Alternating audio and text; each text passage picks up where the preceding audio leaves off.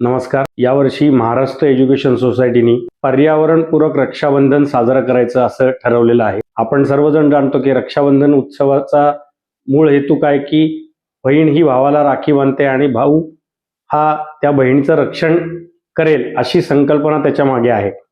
यावर्षी आम्ही असं ठरवतोय की आपण सर्वजण या पर्यावरणाचं या निमित्ताने रक्षण करूयात असा संदेश या निमित्ताने समाजापर्यंत महाराष्ट्र एज्युकेशन सोसायटीला या निमित्ताने द्यायचा आहे.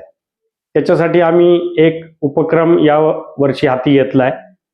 आपल्याला माहिती आहे की राष्ट्रीय शिक्षण धोरण 2020 यामध्ये विद्यार्थ्यांना अनेक स्किल्सचा अंतर्भाव करण्याचं योजना सरकारने याच्यामध्ये अंतर्भूत केलेली आहे. त्याचाच यावर्षी आम्ही विद्यार्थ्यांना अशा प्रकारची स्किल्स या रक्षाबंधनाच्या निमित्ताने शिकवता येतील असा उद्देश डोळ्यासमोर ठेवला आहे.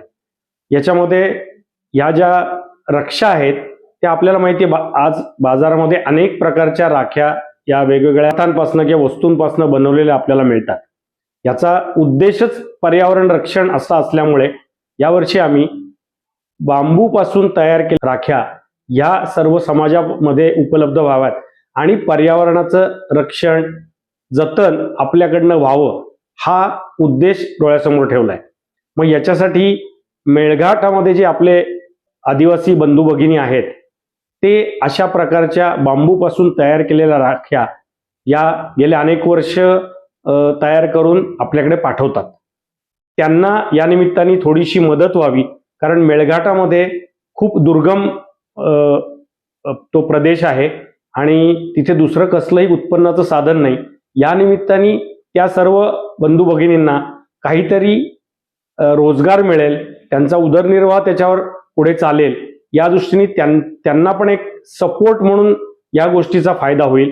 तसेच विद्यार्थ्यांना यातनं काय शिकायला मिळेल तर या निमित्ताने पर्यावरणाचं रक्षण आपण सर्वांनी केलं पाहिजे आणि म्हणून हा उपक्रम आम्ही सुरुवात केलाय. याच्यामध्ये महाराष्ट्र एज्युकेशन सोसायटीचे महाराष्ट्रातील सर्व विद्यार्थी या उपक्रमात सहभागी होणार आहेत आणि अशा प्रकारच्या बांबूपासून तयार केलेल्या पर्यावरणपूरक राख्या या समाजामध्ये विकणार आहेत. तरी या निमित्ताने सर्व समाजातील घटकांनी या सर्व उपक्रमाला आपला पाठिंबा द्यावा आणि या विद्यार्थ्यांना मध्ये या नवीन एज्युकेशन पॉलिसीप्रमाणे जे अपेक्षित आहे की त्यांनी त्यांचं संभाषण कौशल्य सुधारलं पाहिजे, आपलं म्हणणं समाजामध्ये मांडता यायला पाहिजे आणि पर्यावरणपूरक संदेश त्यांनी समाजाला दिला पाहिजे की याच राख्या का घ्या, तर या राख्यांचं नंतर विघटन होणार आहे आणि पर्यावरणाची हानी होणार नाहीये.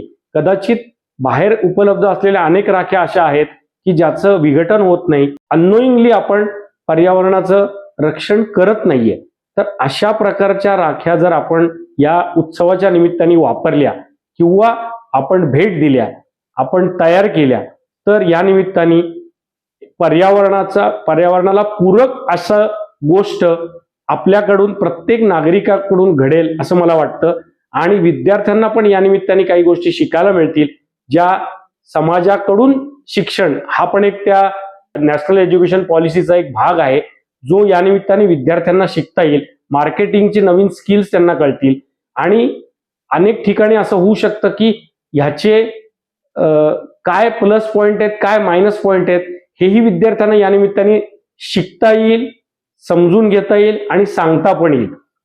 तरी सर्व नागरिक बंधू भगिनींना या निमित्ताने अशी विनंती आहे की अशा प्रकारचे महाराष्ट्र एज्युकेशन सोसायटीचे जे विद्यार्थी आपल्यापर्यंत येतील त्यांना आपण खूप पाठिंबा द्यावा आणि पर्यावरणपूरक या उपक्रमाचं कौतुक करावं